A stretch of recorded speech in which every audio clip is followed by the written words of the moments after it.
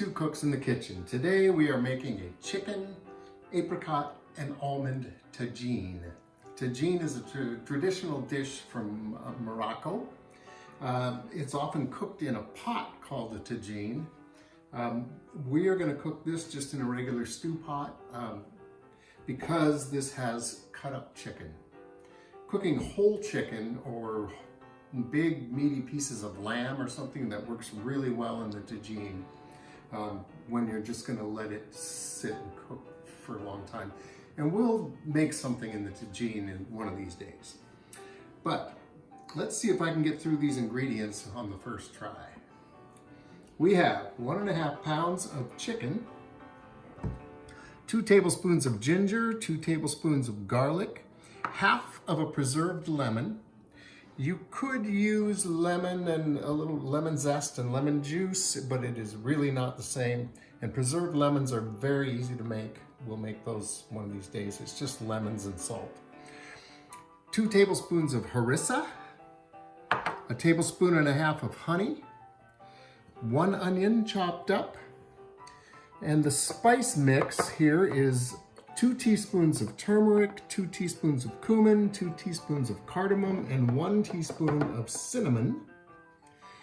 And we have a 1/3 cup of chopped apricots, a 1/3 cup of raisins, about the same amount, a 1/3 cup of slivered almonds, 1 cup of chicken broth, 1 can of chickpeas, rinsed and drained, and a little bit of salt, certainly not this much,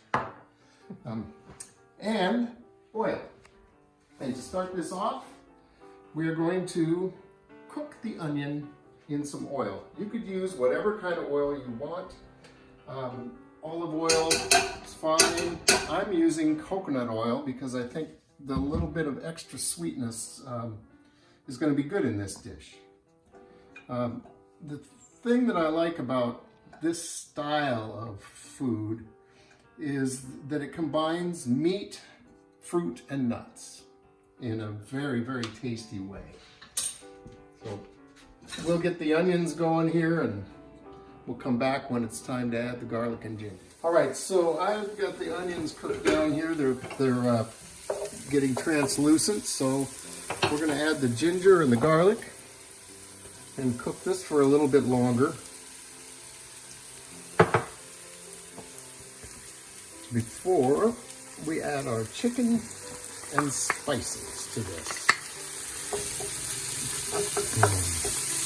So this will get us a nice little base going here, and we'll come back when that's cooked down a bit.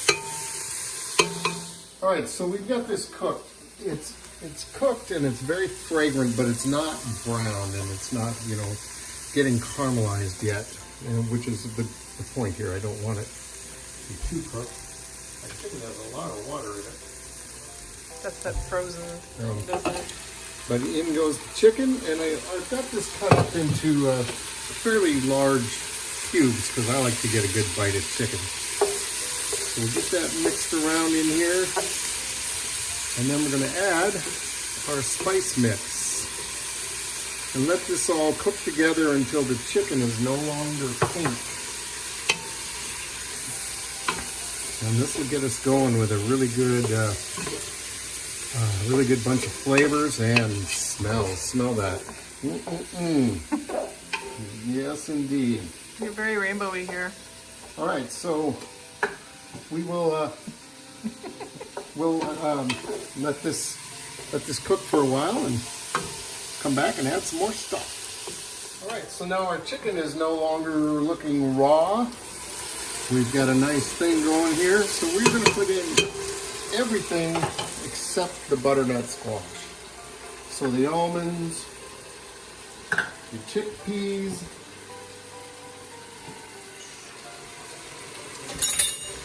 raisins, the dried apricots,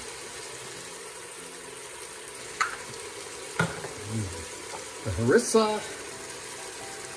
I make my own harissa. I'm assuming you can buy this somewhere, but I make it. It lasts forever, and I use it fairly often. The preserved lemons, and we used some of these just the other day because, you know, when you make a jar of them, you got quite a few. They last forever, hence preserved. But we made some chicken with mole and used preserved lemons as a fruit to go in it, and it was really good. So now a tablespoon and a half of honey is going in here, and our cup of chicken stock.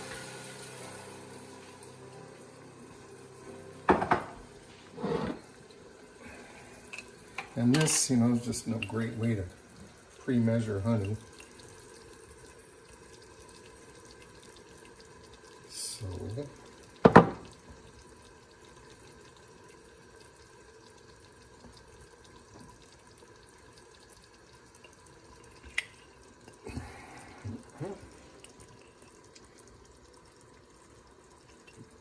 okay, so there we have everything except the butternut and salt.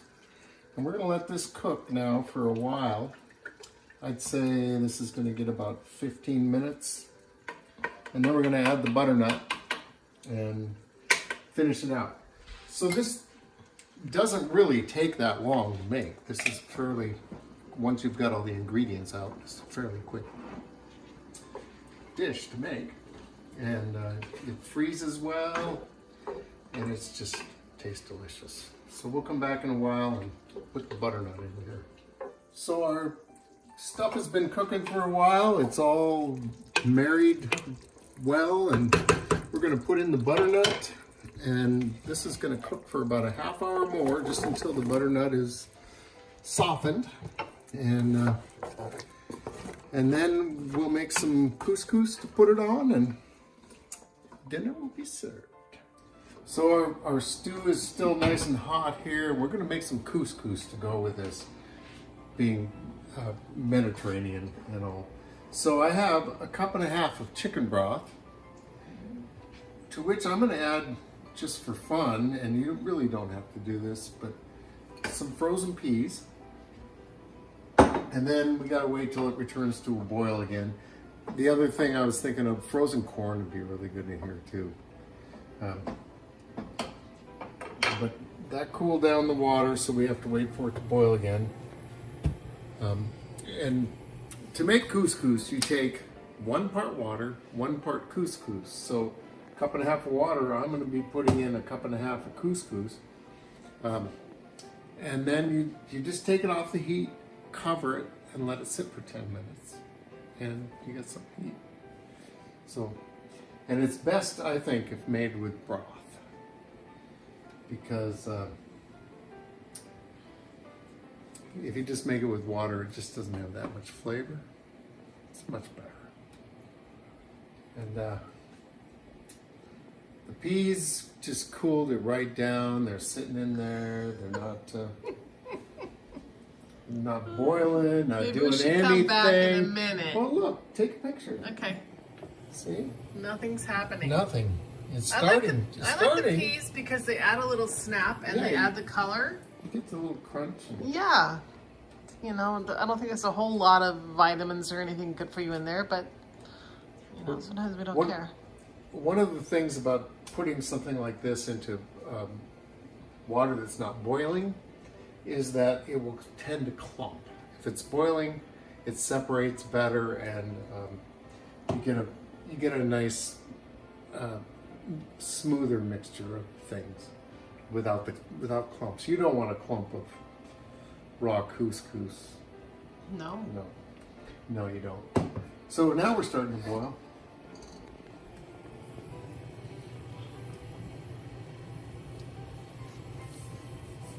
So here we go. Sprinkle in the couscous.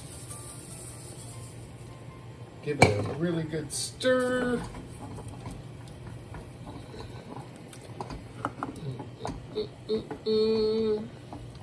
And then take it off the burner. Cover it. And wait 10 minutes. So now it's dinner time, and we've served up this delicious bowl of couscous with frozen peas and our tagine. And oh, this is going to be good.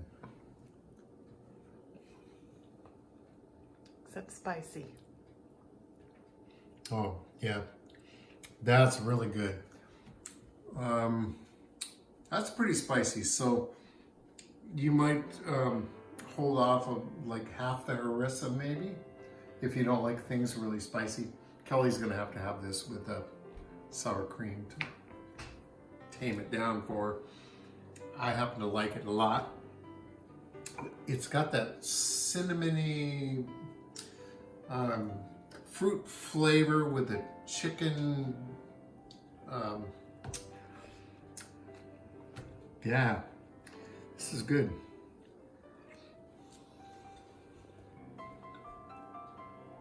Somehow, and this is really weird, but somehow this reminds me of the applesauce that we used to have when I was a kid. The cinnamon and the fruit flavors going together just really remind me of that. So I guess this is comfort food for me. So we're pairing this with a lovely Rombauer Chardonnay, the original Cougar juice. Actually, if I would have thought ahead a little more, I would have paired this probably with a really nice Sauvignon Blanc, because it's so spicy that the crisper wine would probably be really good. But this is a good wine. No one's gonna complain. Yeah, it's a good wine anytime, so you just can't go wrong. So there you have it. Thanks for watching Two Cooks in the Kitchen, and we'll see you next time.